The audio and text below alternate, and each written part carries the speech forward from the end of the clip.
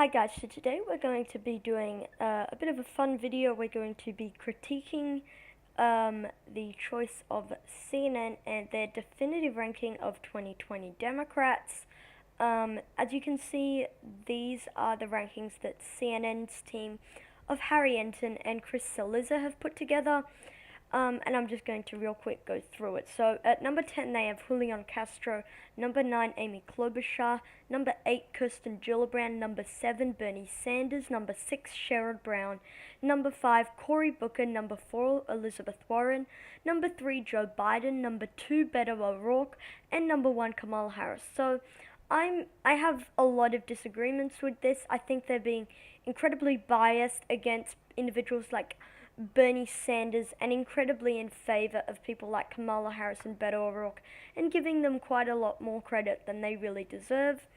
So basically how this video is going to work, I'm going to, as I move forward, I'm going to be doing my own rankings of 2020 Democrats, taking the same 10 individuals that CNN has and putting them into 1 through 10. So I'm going to start off with 6 through 10, and since I can't fit everyone here and everyone there on the same slide, I'm doing it in 2 slides. So, yes, but firstly, I'm just going to introduce all the candidates. So, in alphabetical order, Amy Klobuchar, she's the current senator of Minnesota, and she was recently re-elected in a blue to purple state by more than 24 points. Bernie Sanders is the current Vermont senator. He ran in 2016 and got over 40% of the Democratic primary vote. Beto O'Rourke is a former representative of El Paso, Texas. He ran in the Senate election and almost upset Ted Cruz, the incumbent Republican, losing by less than 3%.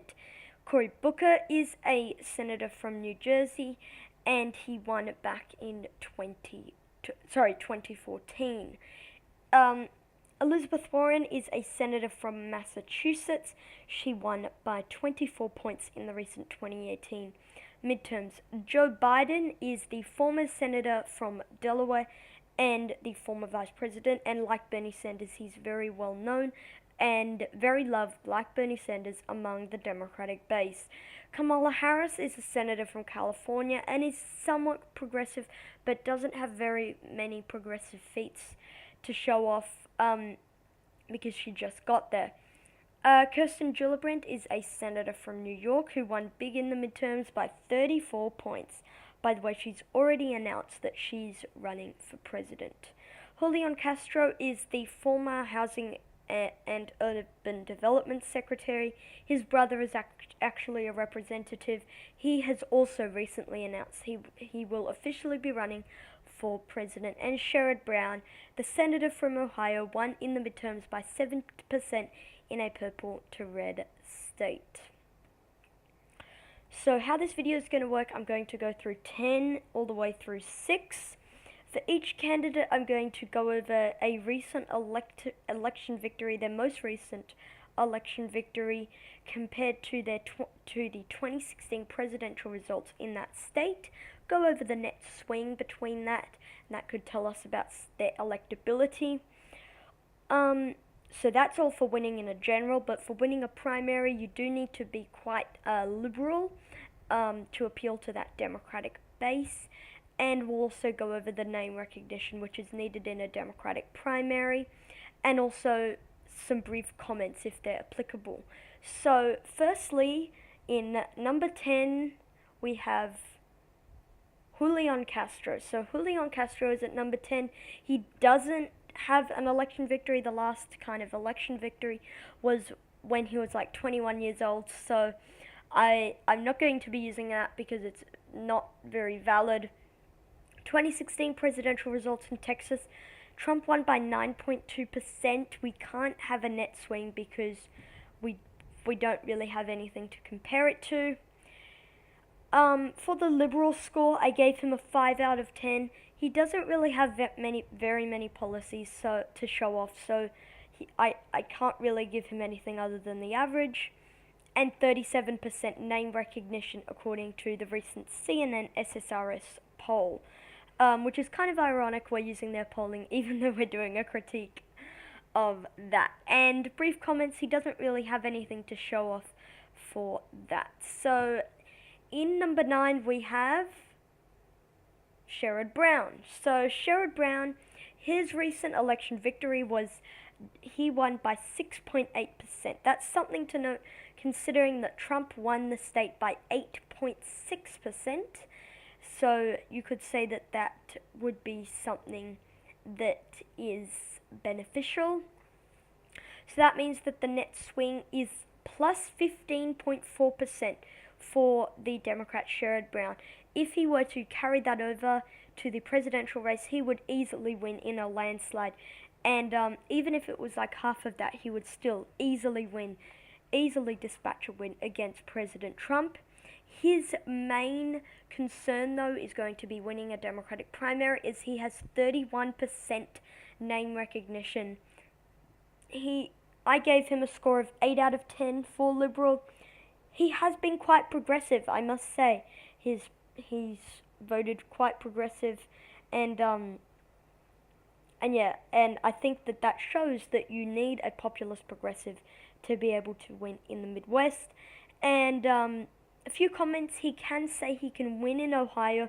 He swung 15.4%, and winning Ohio would guarantee the Democrats the White House. Well, not guarantee, but it would be extremely likely, given if you're winning Ohio, you would win Michigan, Wisconsin, Pennsylvania, and therefore the White House. In 8th place, the 8th most likely person to win in a Democratic primary situation is Amy Klobuchar. So Amy Klobuchar, similar to Sherrod Brown, swung big in her Midwestern state in the midterms. She won by 24.1%.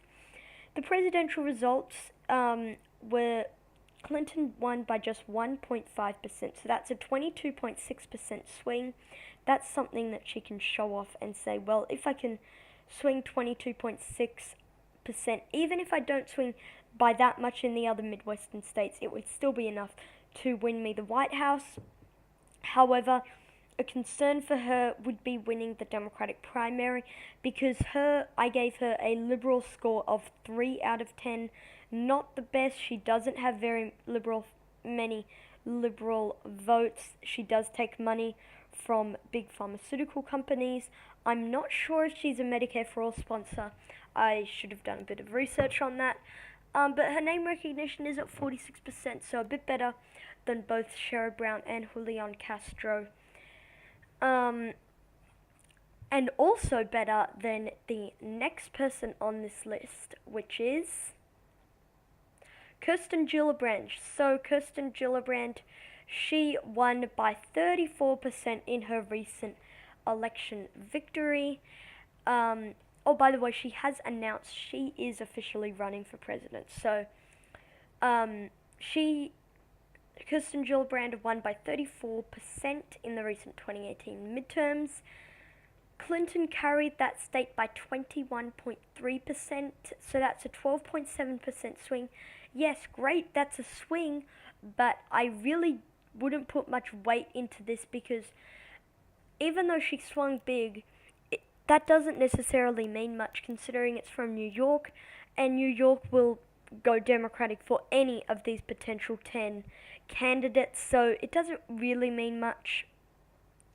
A struggle I think she would have is in a potential Democratic primary, because even though she has been very progressive in the recent past, the recent bit, she has not been very liberal.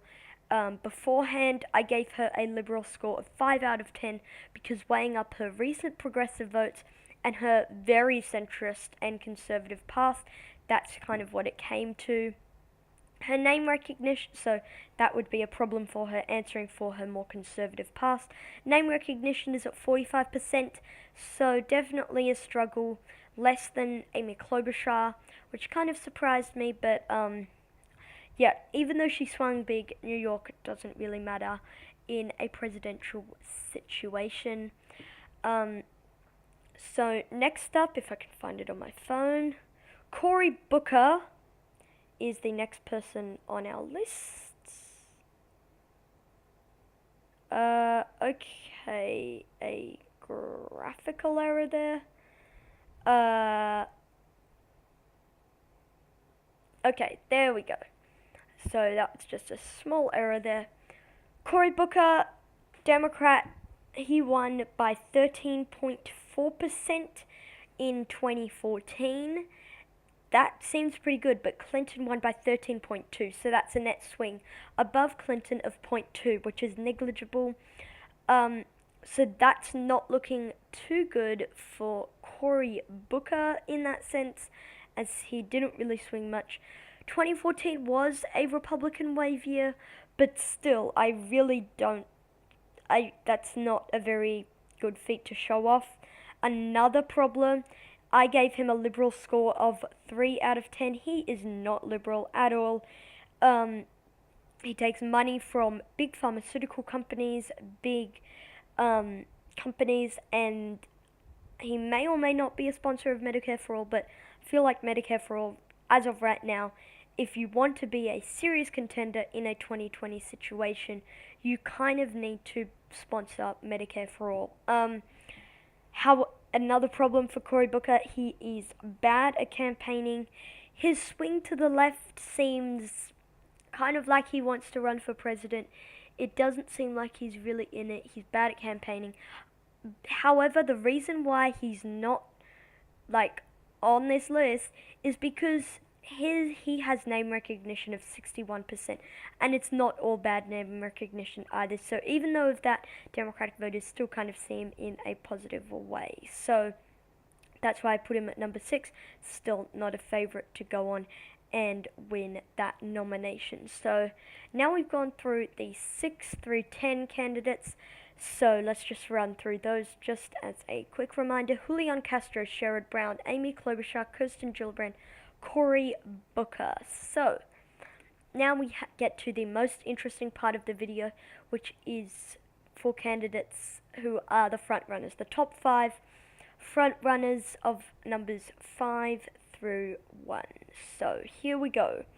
At number 5, we have Elizabeth Warren. So Elizabeth Warren, oh, by the way, these are the candidates that are in the top 5. This line represents just the candidates on this side and then the actual list on that side. Sorry about that.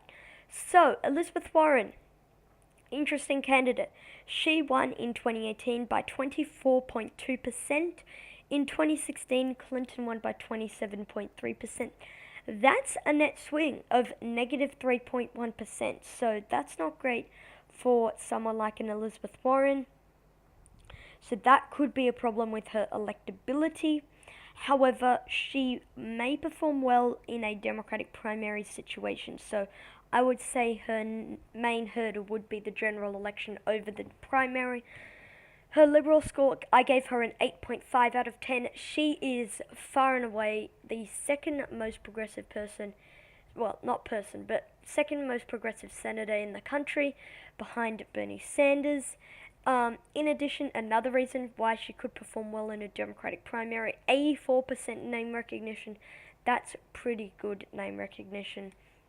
However, underperforming Clinton, not a good sign looking towards a general election battle. And also the whole Pocahontas thing. I think that wouldn't affect her in a primary situation, but it may affect her in the general election. So, Kamala Harris, oh, I kind of just spoiled that, but Kamala Harris is my next pick. She won in 2016 by 24.8%. That's something to note. That's a pretty good election victory. In 2016, however, Clinton won by 28.3%. So that's underperforming Clinton again, and she did it by more than Elizabeth Warren. So that's something to note.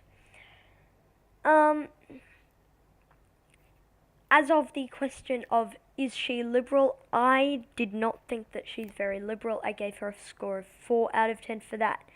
But I can't really compare it too much because she hasn't held that many votes. 69% name recognition. So all in all, this doesn't look like it's very promising for Kamala Harris. She has no low name recognition compared to some of the other frontrunners. She's not progressive. She's underperforming Clinton, but her poll numbers are still high, and she is a rising star in the Democratic Party. She's an African American woman, and all these could bode well in a Democratic primary situation, but I still wouldn't put forward her to be the favorite to go on and win. So we have the 3Bs left, so I will classify these guys, the 3Bs: Bernie Sanders, Beto O'Rourke, and Biden. So Bernie, Beto, Biden. So the first of the Bs, so in third place we have Beto O'Rourke. So Beto O'Rourke, the latest rising star in the Democratic primary, I put third. He recently lost his 2018 midterm election in Texas by 2.6%, so that's something to note. But he did swing 6.6% because Trump won that state by 9.2%, so 6.6% swing there. I gave him a progressive score of 7 out of 10. He is quite progressive, no corporate PAC money. However, he is the second largest recipient of fossil fuel money, and after he lost in Texas and was floated as a 2020 candidate, the left have kind of gone off him a bit, and he's kind of more been taken in by some more establishment Democrats. That said, he still is very popular with the young base and could creep in to some of Bernie Sanders' young base of supporters. He's a rising star and had a big swing in that recent 2018 midterm election. So it all comes down to this: Joe Biden, Bernie Sanders, two political machines. Joe Biden, the former vice president, he's run twice before, former vice president, and he is rumored to be running in 2020. Bernie Sanders, he almost upset Clinton in a Democratic primary situation. So I'm just going to go through the two comments for both of them first before I actually reveal what place they come, just to leave the suspense for a bit longer. So Bernie Sanders, he won by 40%, and Clinton won by 28.5%, so that's a 12.5% swing. I gave him a 10 out of 10 for progressive, of course. Most progressive senator, most progressive politician, you could make a pretty good argument. He's at 96% name recognition. He was at 40% of the vote last time, and he's quite popular. That said, he's been in the low to mid-teens in the polling results that we've been seeing, which kind of surprised me. Next up, Joe Biden, 29.4%. He won his 2008 Senate election in Delaware. Clinton won that state by 11.5%, so that's a 17.9% swing. That's pretty good if you ask me. Oh, sorry about that.